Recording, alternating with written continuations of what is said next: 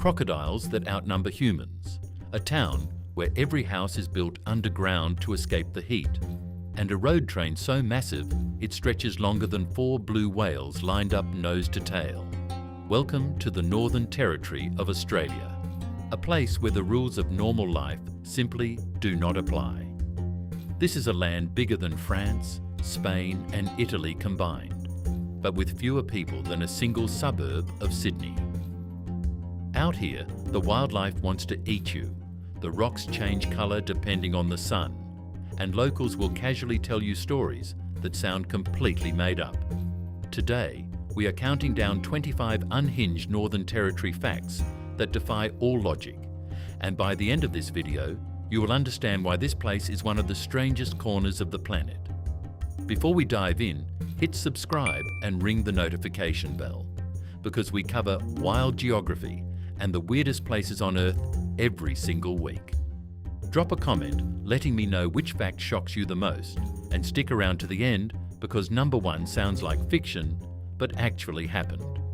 Now let us get into it. Number 25. The Northern Territory is bigger than most countries, but barely anyone lives there. We are talking about 1.4 million square kilometres, roughly twice the size of Texas. The entire population sits at just under 250,000 people. The territory has fewer residents than the city of Reno, Nevada.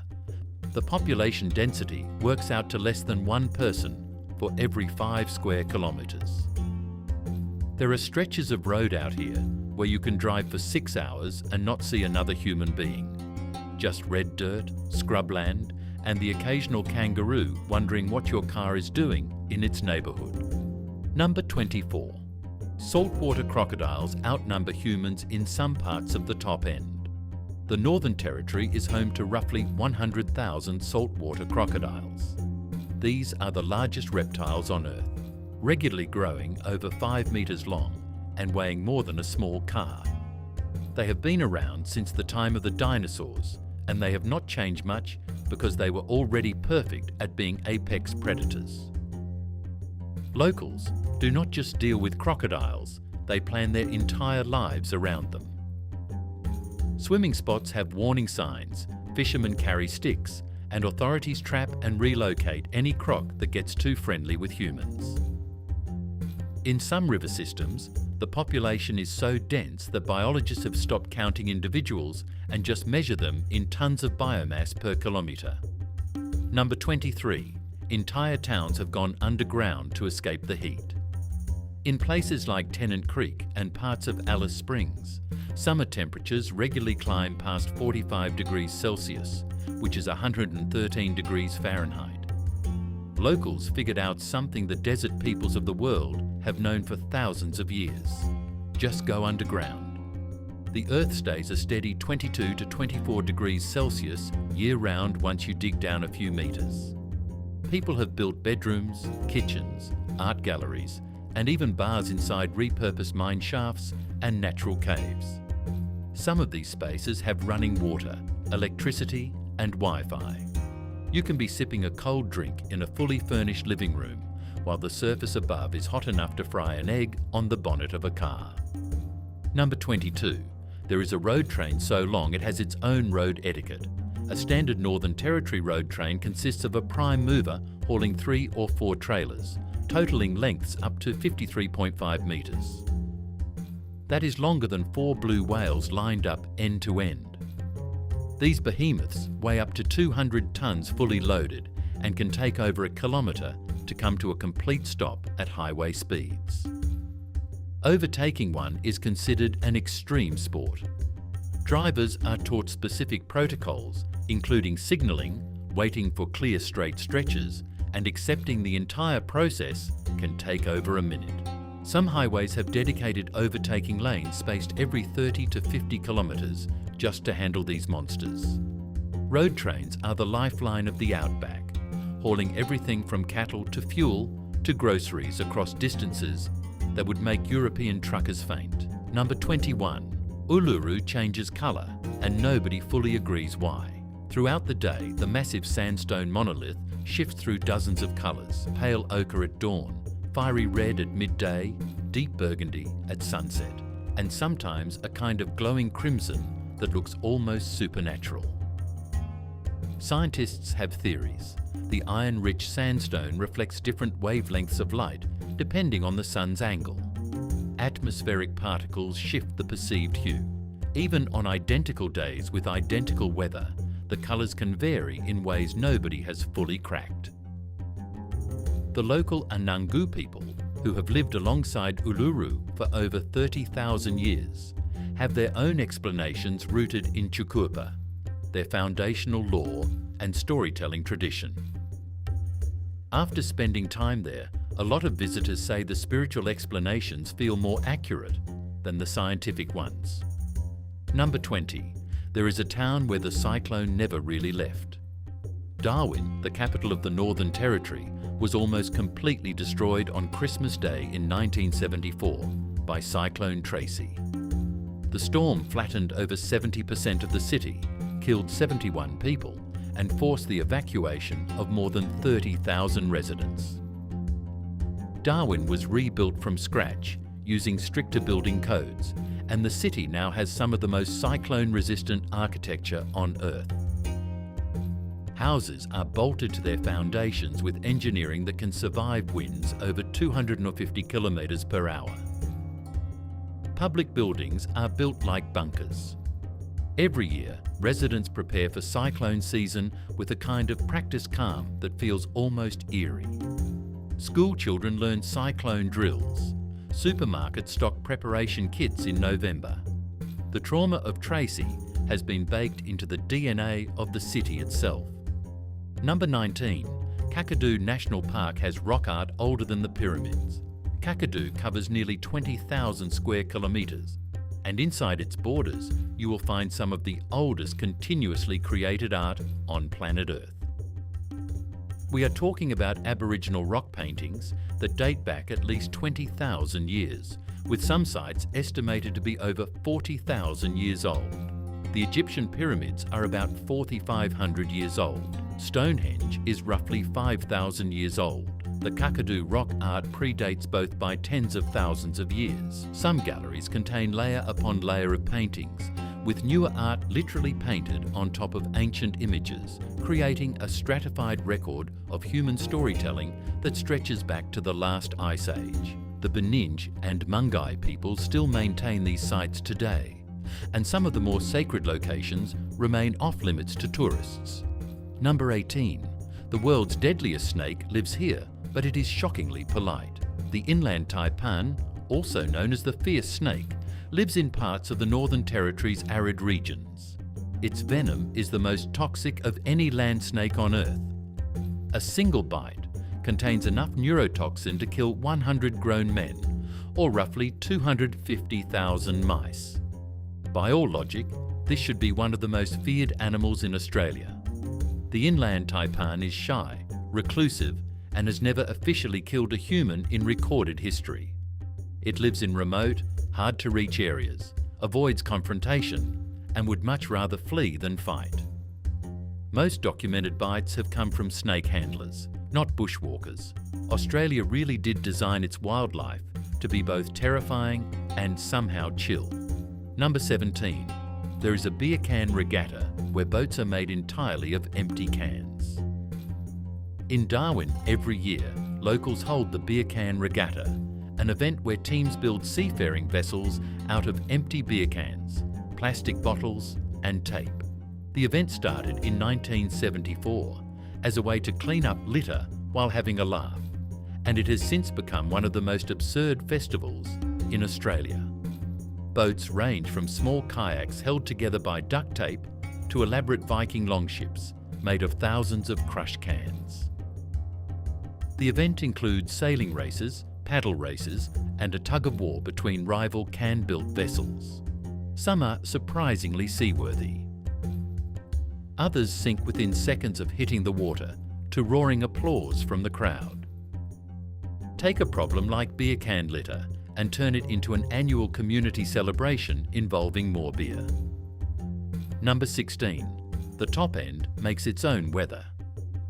Up north, the wet season brings something locals call the build-up, a period from October to December where humidity climbs over 80%, and electrical storms light up the sky almost every night. The Tiwi Islands, just north of Darwin, are one of the most lightning-struck places on Earth per square kilometre. During peak build-up, you can sit on a beach and watch hundreds of lightning strikes per hour. Locals call this period mango madness because the heat and humidity are said to drive people slightly insane. Crime rates spike, tempers flare.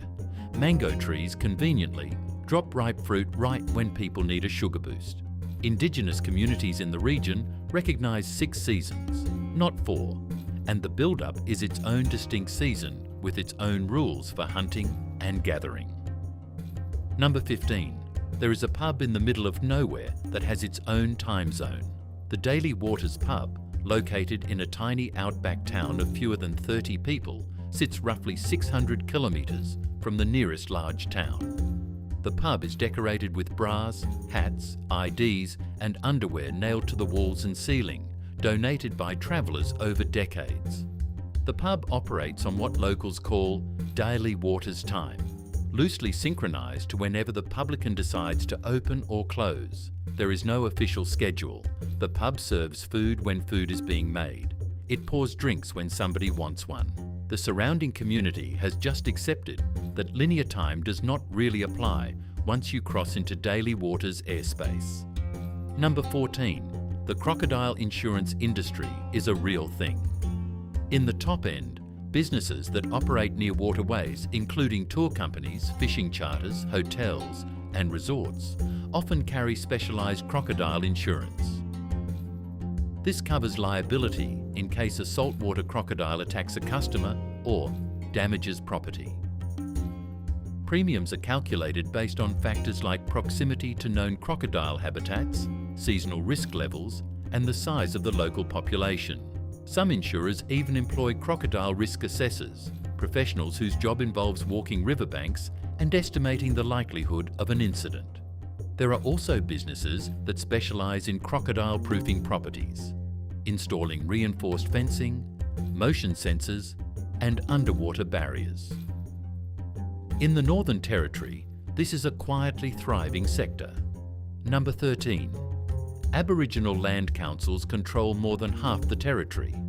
Roughly 50% of the Northern Territory's land area is owned and managed by Aboriginal land councils, making it the largest area of Indigenous-controlled land in the world.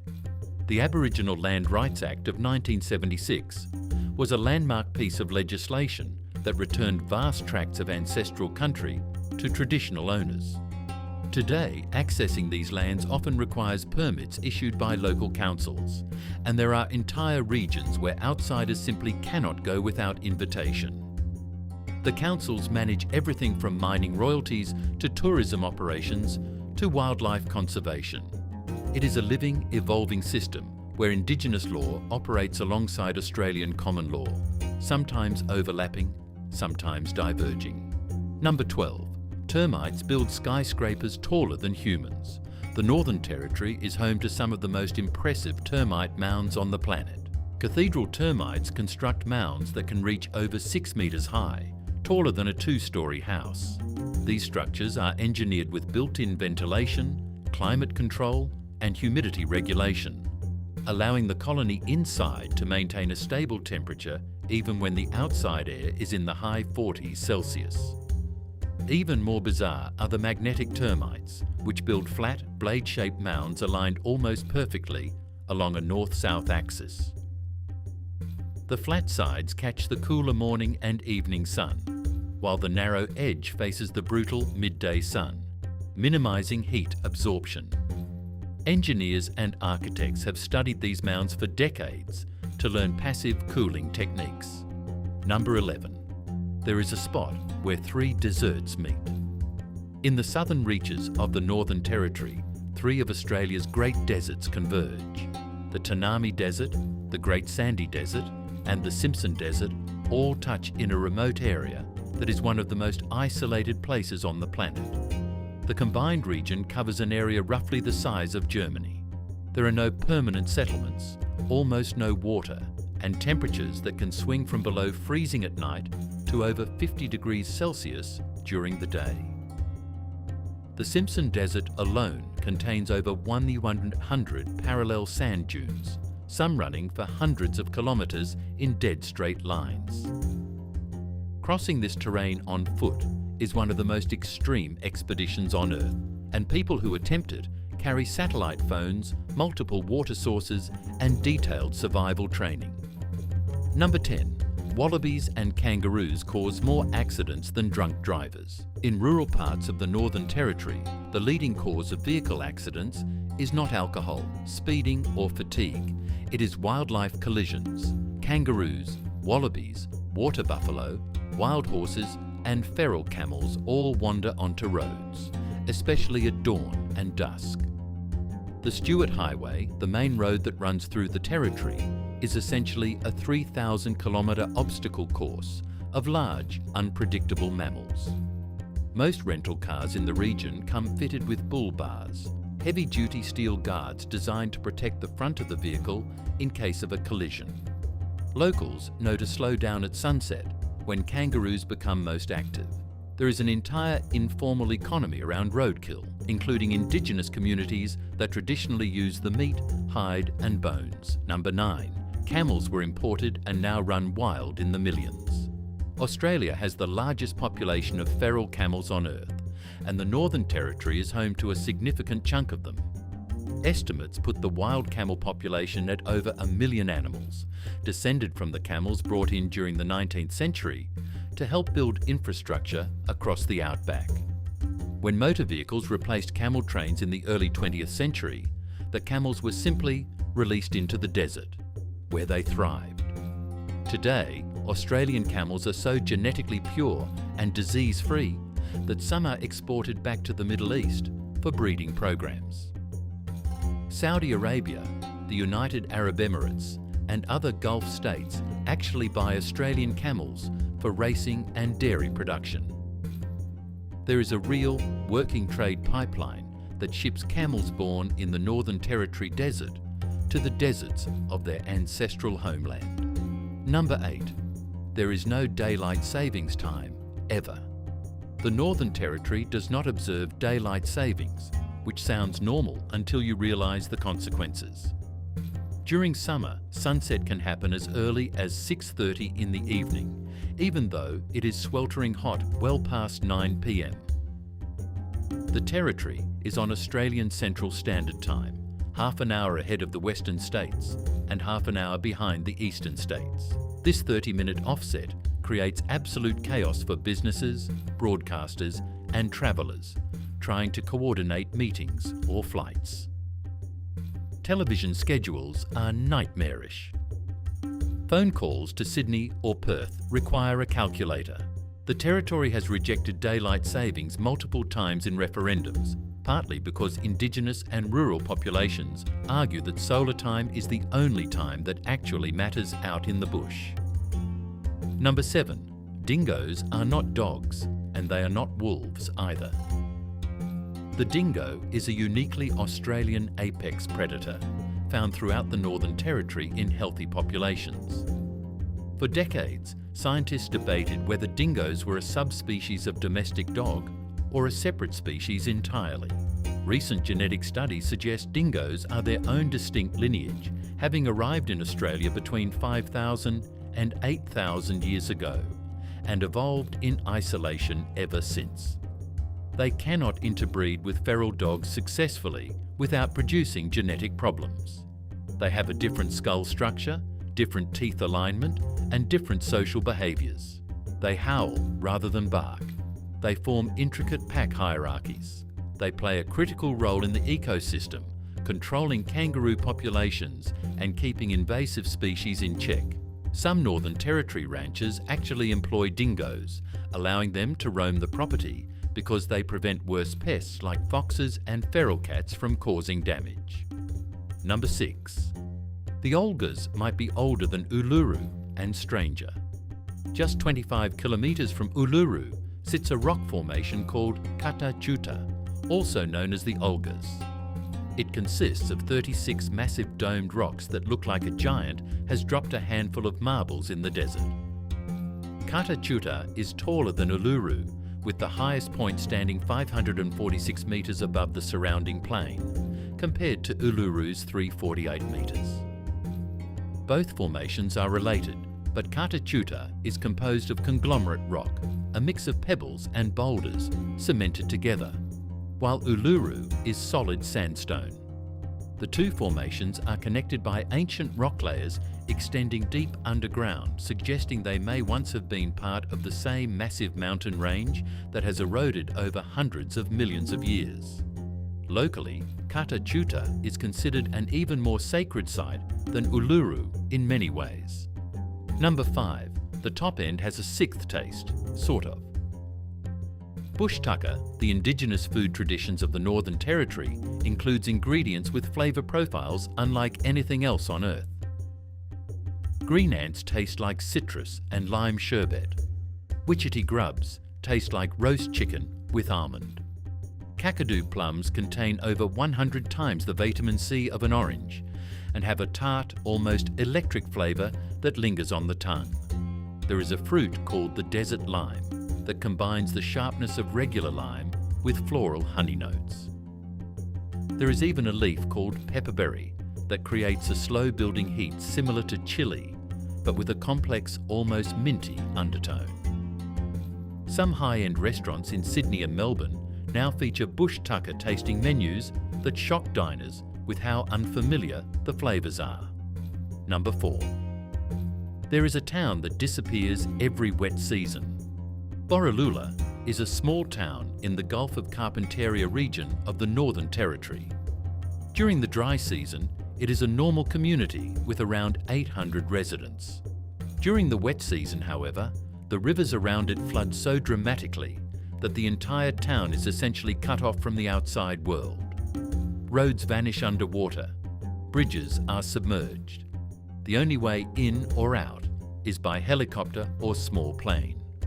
Residents stockpile supplies before the floods arrive, knowing they may not see a delivery truck for 2 or 3 months at a time.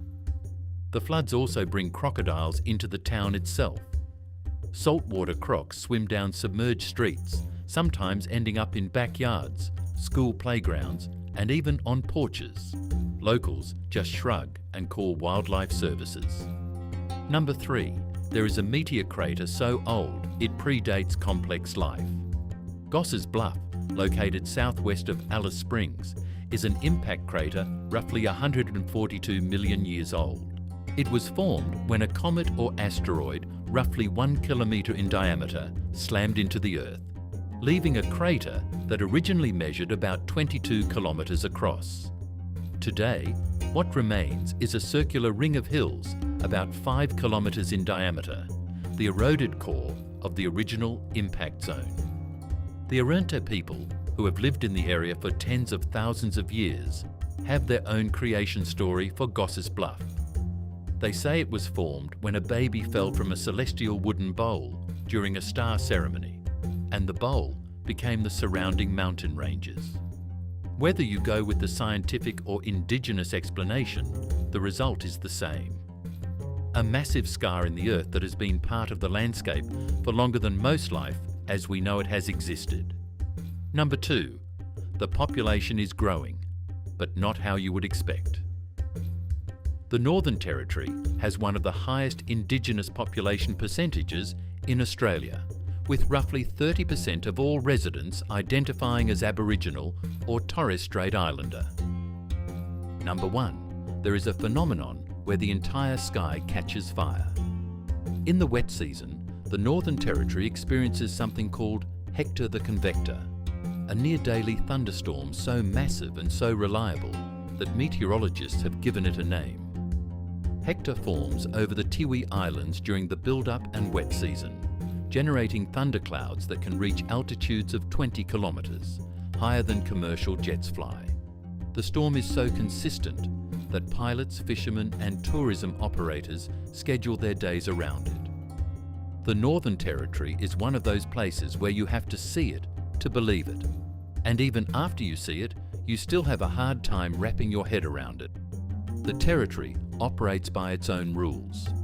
If you enjoyed this video, the one playing on screen right now dives into another corner of the world that defies all logic. Click it to keep the journey going. I appreciate you listening. If you enjoyed the story, drop your thoughts in the comments. I would love to read them.